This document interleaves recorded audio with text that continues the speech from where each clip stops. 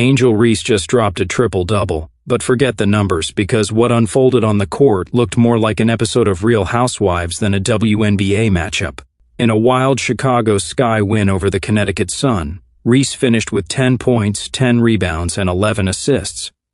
But the post-game conversation wasn't about the stats. It was about a hair-pulling incident that set the internet ablaze and turned Reese from MVP candidate to WWE headliner in seconds. It all started when Bria Hartley, perhaps accidentally, grabbed a handful of Reese's waist-length braid during a play. And look, no one's denying that pulling hair is a foul far beyond basketball. But what came next? Full meltdown, side eyes, shoves, yelling, and chaos. Forget sportsmanship, we were watching a soap opera unfold in high definition. Angel didn't just react, she unraveled. Yes, she had a right to be mad. But there's a difference between standing your ground and launching a one-woman riot. She shoved Olivia Nelson-Ododa, barked at teammates and opponents alike, and threw a tantrum that swallowed the actual game. The Sky won, but you'd never know it from the headlines. The entire storyline became Angel gets disrespected again, even though this time, she might have escalated it more than anyone else on the court. And the hypocrisy? It's glaring. This is the same Angel Reese who, not long ago, pulled someone else's hair during a game and brushed it off like it was nothing.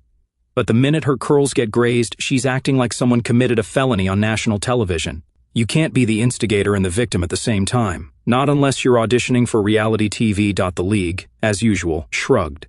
No ejection, no real consequences. If this were any other player, especially one without ESPN constantly rewriting the rules to fit their favorite narrative, there'd be suspensions and front-page outrage. But when it's Reese, it's passion, it's personality, please. Caitlin Clark gets elbowed into oblivion and keeps hooping. Reese gets touched and the league practically calls in grief counselors. Even more frustrating? Reese's actual basketball talents are being drowned out by the drama. Her triple-double? Impressive on paper. But 2 of 7 from the field?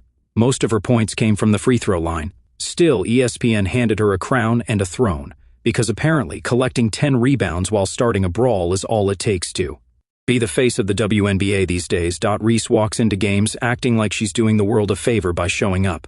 Every foul is an insult, every whistle is injustice, and every critic, just another hater who doesn't understand her greatness.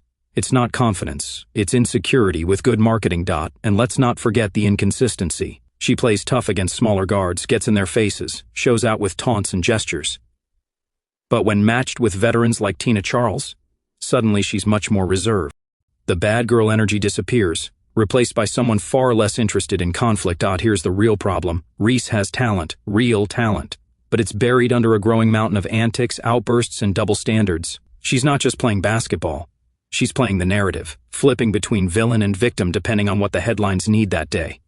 And the WNBA? They're letting her do it because controversy brings clicks. But at what cost? If Angel Reese wants to be the face of the league, then she better figure out whether she's here to hoop or to headline.